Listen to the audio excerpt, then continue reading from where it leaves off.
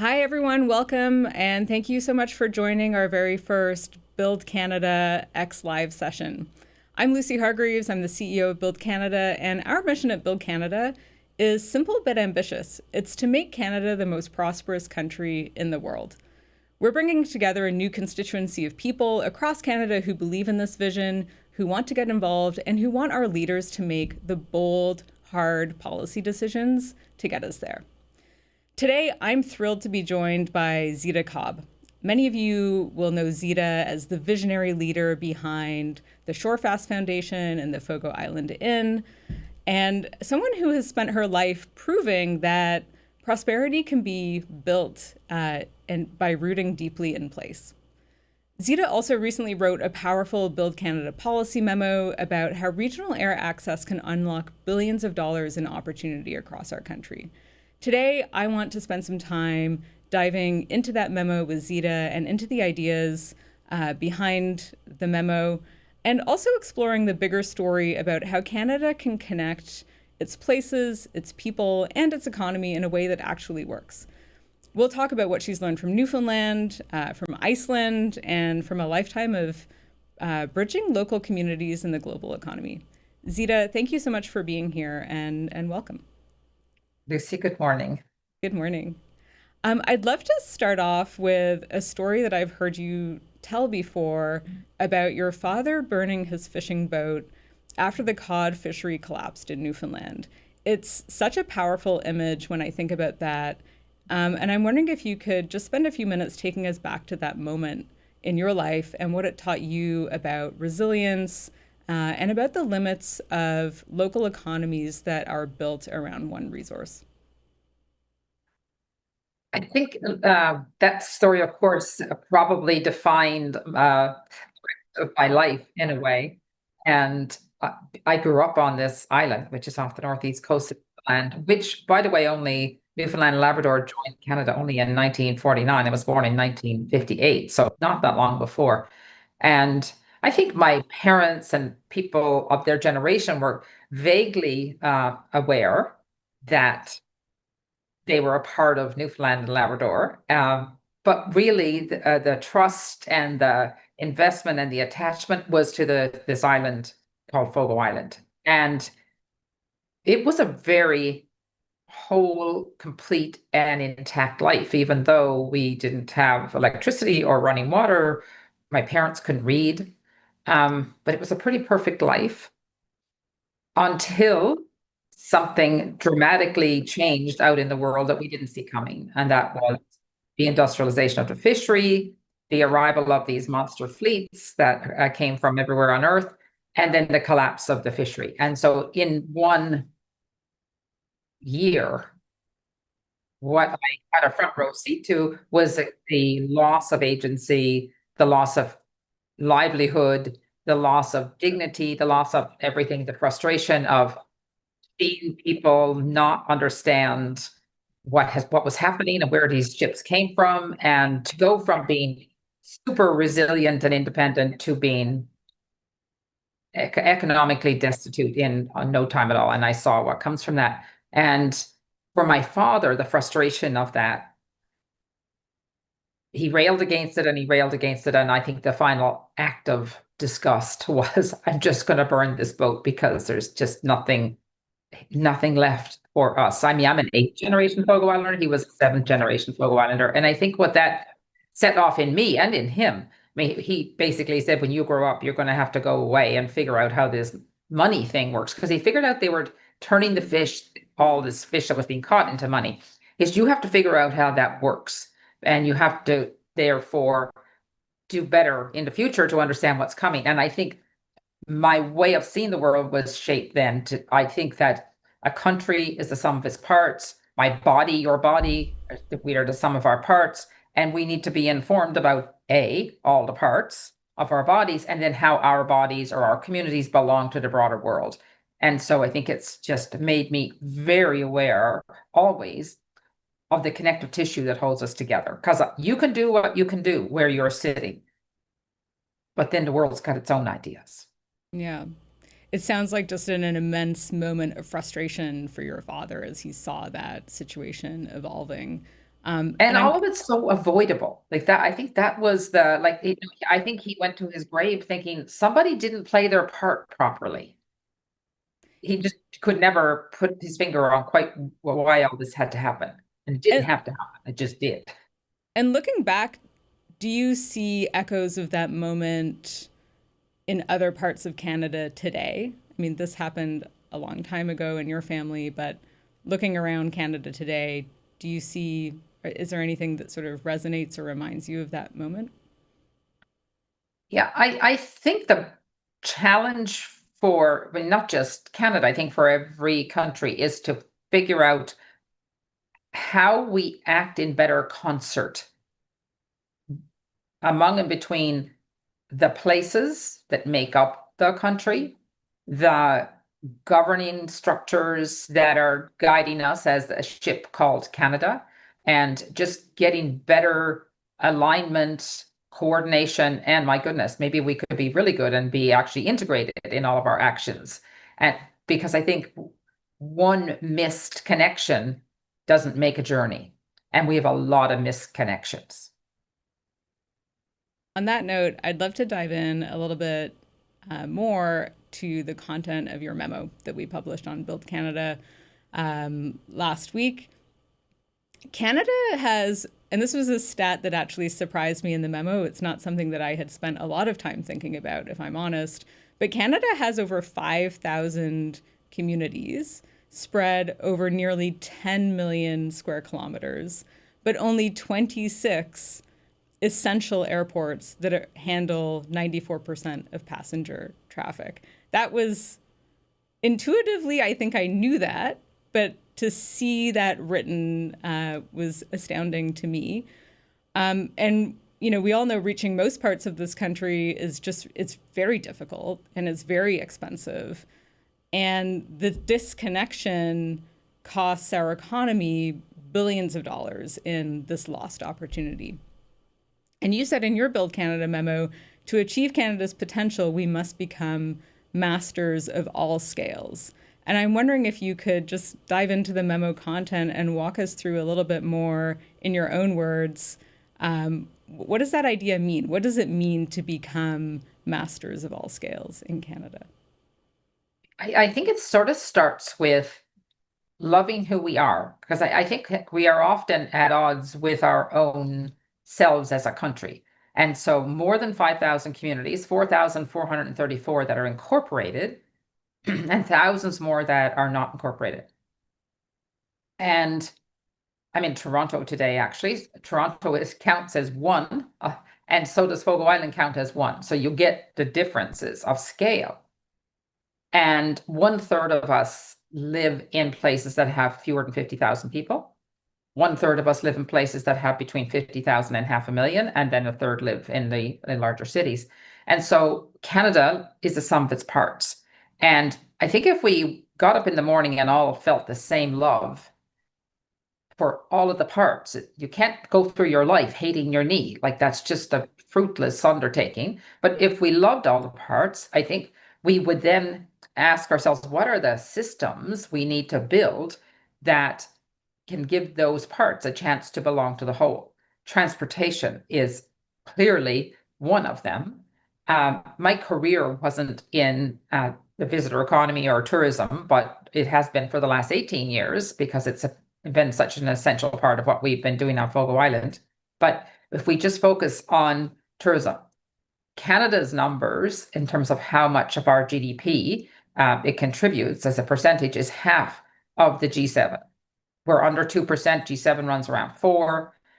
I don't see why we couldn't get to 5%. It takes three things for success in this industry. And by the way, trade follows tourism. Now, you could say trade follows tourism follows trade. You know, it's a happy circle. But if we're not moving, then we're not a part of the world. So for tourism to be successful and for us to grow our tourism economy, we need to have the underlying assets and the knowledge to turn them into products that people can actually purchase. We certainly have the underlying assets, but they're not all located in 26 places. we need to have access to Canada and around Canada. And the third one is, of course, the world needs to know we're here, and we have to look appealing to someone to visit. So the one I think we fall down on is definitely the access to and around Canada. I also think we fall down on not properly investing in the underlying assets to develop them to be appealing market products.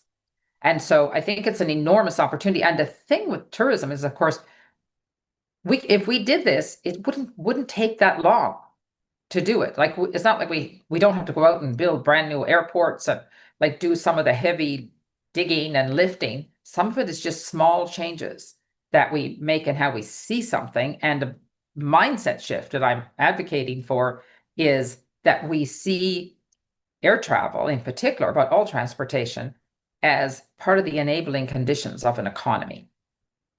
Yeah, you speak in the memo about connectivity being a precondition for economies to thrive. And there's also a great example that you share in the memo about Iceland, which I'd love for you to spend a few minutes walking through, but Iceland seems like it got it right. And in 2023 had, I think, about 8.8%, just under 9% of their GDP coming from their tourism sector after a significant rethink and amount of reform there. So would love for you to share with folks, what Iceland did and what we might learn from that in Canada. As a Newfoundlander, Iceland, we're always comparing ourselves to Iceland and Newfoundland because Newfoundland has 500,000 people.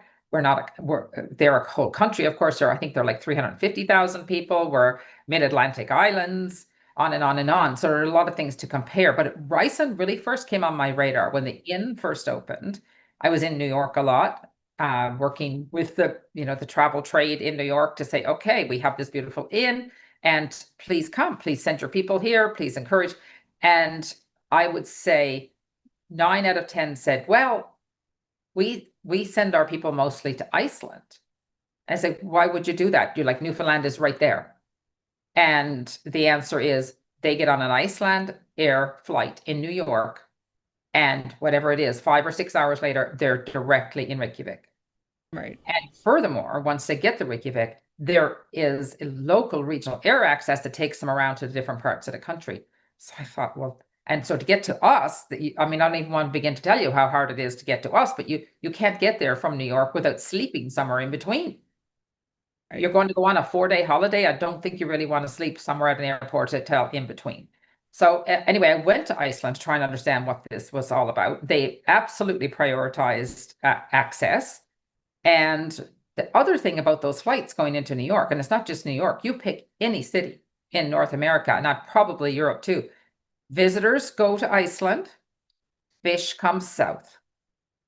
And so it is the perfect model. And if you look at fish, Iceland eats our lunch every day in the amount of Icelandic cod that's everywhere in our markets. We catch cod. We don't have the access to market for it. And so every day, in fact, I do this when I'm on the island, is you could look up at the sky, and if you see a plane that's probably going to Iceland flying over us. And so it really became kind of a bit of an obsession for me to try and understand, how does this work? And I think the mindset in Iceland is an investment in transportation, is an investment in our economy, and that money comes back to us. And I think about Canada and all of these incredible assets we have that are all located in places spread across this country, and they're kind of like stranded assets. They're stranded because you can't physically get to them. They're also stranded because, and this is a part of the memo too, and maybe I'm jumping ahead, Lucy, but most of those 5,000 communities don't have access to commercial lending. And so if you're pick at any town in our country or village that is outside of the core financial centers, your chance of getting a commercial loan to pursue your business idea, pretty slim, very slim. let's talk about commercial lending a little bit more because it was sort of the second major theme in your memo. We've talked about kind of the importance of physical connectivity between communities, and I think the idea that you would have to, stay overnight to reach Gander, whereas you can fly to Iceland in 4 hours. I mean, clearly a barrier to people. But I would love to have you spend a few minutes talk about the financial connectivity that is required and what's needed there. What needs to change in your mind in order to make a meaningful difference? I think we need to become masters of all scales. And what I mean by that is I think we spend a lot of time lamenting we don't have big enough companies, we don't have big enough this, and we don't have big enough that. Well, we have very big banks. And those very big banks don't generally get up in the morning with, I don't know, Estevan at the top of their mind. And we want them to be big, strong banks. That it serves our country well. But in addition to that, it's an and, it's not a but. We haven't put enough of our attention to say, how do we solve the simple commercial lending needs of places that are A, further away, and B, smaller? I mean, like Fogo Island is a pretty good example. We used to have a bank, and it used to have someone that could actually do commercial lending, like could assess understood the fishery, which was our main industry then, and was a part of the community. And of course, the first step is there's no longer, that person is no longer able to do that, or that person's gone. And then we have people that are working in the branch that are not focused on commercial lending, don't have necessarily the mandate to do that anymore, or the skill set to do it. And so then it becomes, I mean, if you do the same, so would I. You look at the branch and you go, well, that costs a lot of money, and whatever. We got 3 or 4 people, and we're just waiting for someone to come in and deposit their pension check. Well, actually, no, 10 people actually would like a loan. And the fishery is a very real set of enterprises, but that's not what they're set up to do. So it's no surprise to anyone that the bank decided to leave. And so then you're kind of stranded. And if someone is adjudicating risk on Fogo Island or Estevan or anywhere else from a great distance, of course it's going to look risky because you don't understand the context. And when it looks risky, you're either going to find a big bag of nose, or it's going to be very expensive. Like the biggest lender in Newfoundland and Labrador is BDC, which is a lender of last resort. And then we wonder why we don't have better development. And yeah, I'd love to pivot actually into the solution set now, and maybe we can talk about the financial aspect first. You shared a number of ideas in the memo around there's obviously some of these problems that you're seeing from your lived experience, a lot of opportunity. What are the 3 or 4 kind of concrete things in your mind that should change in order to help get us on the right track and help starting to, solve both the financial and commercial lending elements of the problem, but also the physical regional connectivity elements as well? Yeah, I think it starts with the mindset shift. It says we actually want our country to be made up of all of its parts.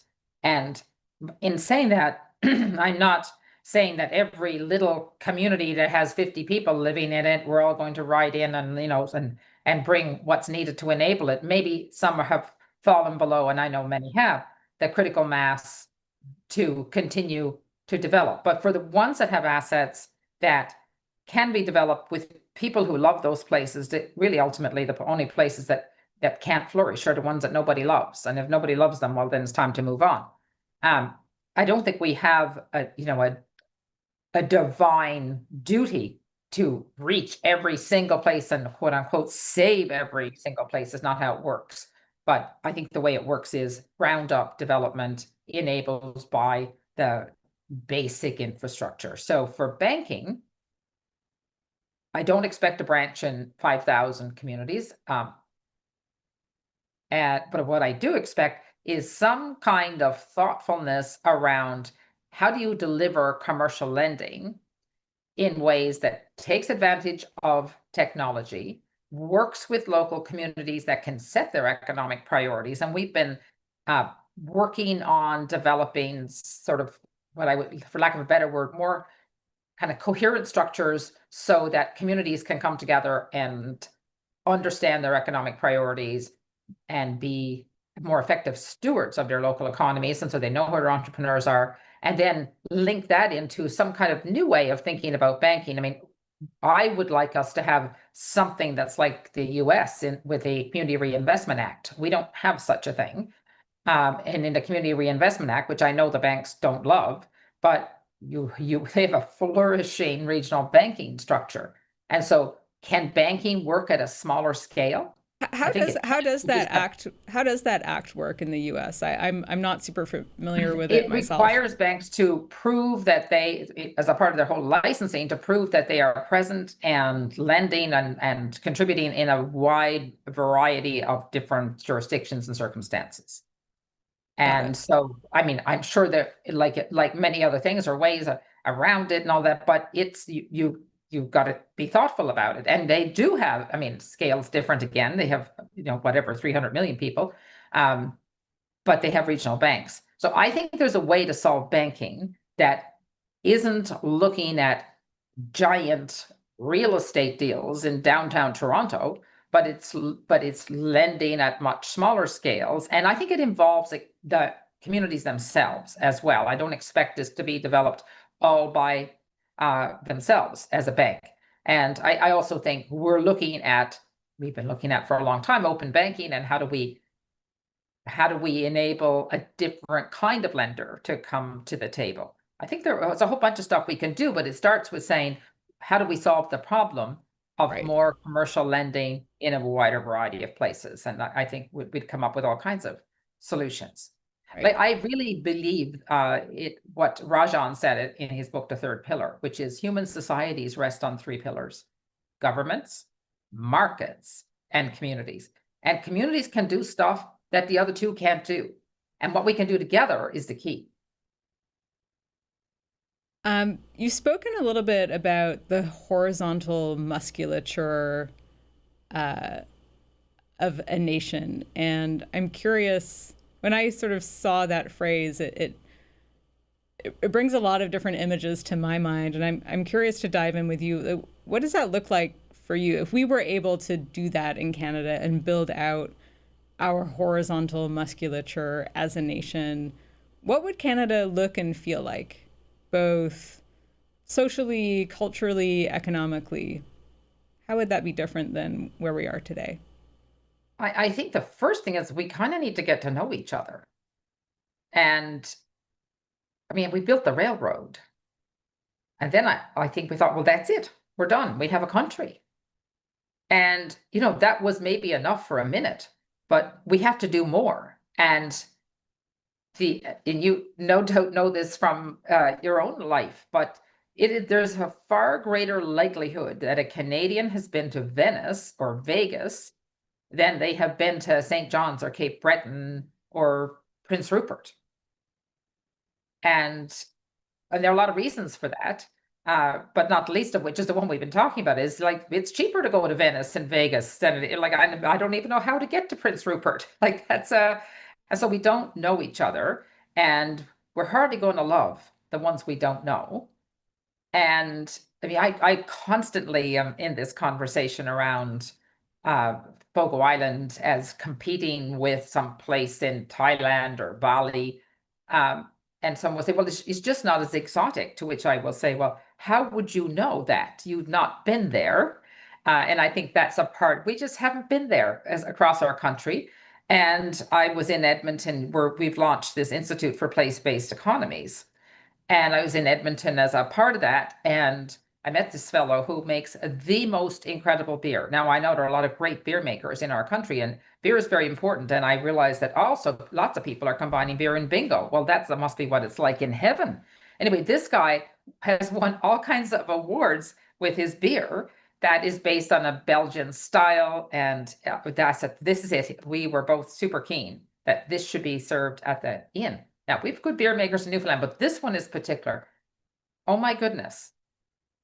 To get that beer, I mean, well, we can get it there physically. So we've actually started now to, I don't know if it's on our menu yet, But to get it there at a price that is affordable by the time it gets into Newfoundland and gets the markup that it gets, it's like that's going to be one delicious but expensive beer. And so nothing is really set up to support that kind of trade across. And I know there's been a lot talk about interprovincial borders, and they're not going to come down that easily. It's easier said than done. But it's these kinds of things that we can showcase BC wines and Ontario wines, which of course we do, but it's not easy. We have a lot of energy about interprovincial trade barriers at Build Canada. Published a memo about that early on in our policy memo publishing project. And there's a lot of Canadians who have energy around that too, for exactly the reasons that you're talking about, that it is, there's just so many practical examples like that that seem on the surface just like those should just not be problems in our country. We should be able to, get a great beer at the Fogo Island Inn at the right price and a competitive price. And, when people come to Canada, we just had some people with us from Madrid that left us, flew to Toronto, and were going on to Yukon. And their plan was to be in Canada for, I don't know what it was, 3 weeks, let's say. But they were super frustrated by trying to move around Canada. And when they got to Toronto, their flight to Yukon had been gone mechanical, or something had happened. And so they got back in touch with us and said, now we've been told that we have to wait 5 days to get rebooked. And the reason is their flight didn't go, but all the other flights going were full. And if you have such few flights, we have the same problem coming into Gander. If you only have one flight that goes Gander, Halifax, or goes from Toronto, Yukon, and that one goes mechanical, well, then you're going to wait, whatever, a week. And of course, this family from Madrid were not going to sit around in Toronto and wait a week to get to Yukon. So they went to the US. It's like, we lost the money. Right. This is unnecessary. So we should be coordinated. Like, you should be able to come to Canada and get to all of the delicious parts. Yeah. I mean, I say it pretty frequently in my conversations these days that Canada does not exist in a vacuum. And in all kinds of different aspects of our economy, we need to think this way, that, even our tourism sector as a nation does not exist in a vacuum. We are competing with other countries around the world, with other opportunities that global travelers have. And if we're not offering a high quality, competitively priced, and sort of low friction way for people to come and contribute to our economy as tourists, then we're really missing out when you take that sort of 1,000-mile view of our economic situation and our tourism economy. Absolutely. And I think part of the thing, tourism, I mean, this sounds like a bit of a complaint, but tourism hasn't gotten, I think, the respect as a sector that it deserves, because it's not deeply understood the power of the visitor economy to support all kinds of things that we value, whether they're restaurants and cultural institutions and the development of hiking trails, and all the things that we enjoy as people who live in Canada are supported by the visitor economy. And truly, when people come to Canada and come to know Canada, that leads to more interest in Canada for other kinds of investments and other kinds of interests. So it's how we belong to the world. It's the first stop in falling in love with Canada, is to be here. What gives you the most hope for Canada right now? I do think that Canadians are more aware of place than ever. I mean, everybody in the world is suddenly more aware of place. I mean, there was a moment in my lifetime, a long time ago, when we thought we lived in a global village. And that was kind of a nice idea. I thought, oh, that sounds really good. Now, it's taken us 50 years to realize that there are a lot of global villages. There's no one global village. And we're just human, and we can only be in a place and love a place and love, the certain number of people. We're limited, and it's finite. And I think we've come to realize that as humans generally, and as Canadians, I think we're waking up and going, well, we're lucky. Look at this incredible country we have. So that is the beginning. So once that sets in, and realizing that as a country, we are only as good as our places, because place holds everything. It holds nature and culture. And culture is a human response to a place. And so, what should we do about it? And I think we are at the moment of what should we do about it? And I think that what should we do about it is a really exciting time, because we could do anything.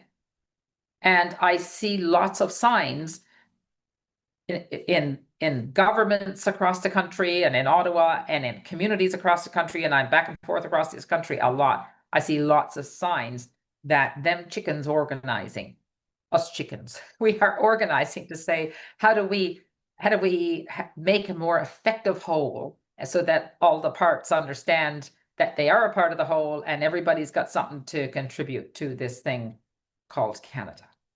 So, as chickens are organizing, if you could leave one message with the people listening today, whether those people are policymakers, citizens, young Canadians, new Canadians, what would that message be?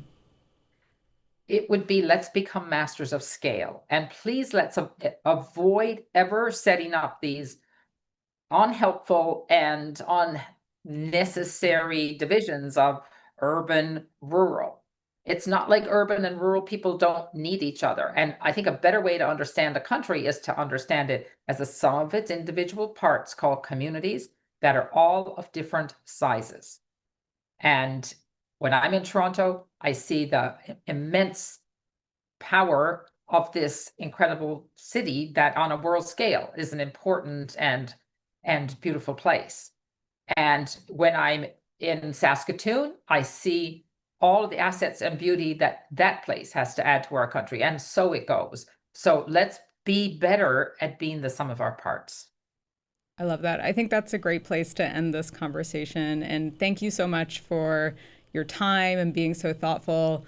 What I take away from today is that, as you just said, Canada has all the ingredients. We've got the natural beauty, the communities, the talent, but we really need to do more to knit together and build that connective tissue that lets those pieces work together so that we can be more than the sum of our parts. And so thank you again. And thank you to everyone who tuned in today to listen to our conversation. Thank you for spending part of your day with us. If today's conversation resonated with you, I'd love for you to stay connected with Build Canada. You can follow us here on X, or go to buildcanada.com and sign up to join us there, receive our newsletter and weekly emails, and become part of our community. We'll be back with more conversations about the ideas that our builders have published on our website. And I look forward to seeing you again and having you join next time around. Until then, thank you.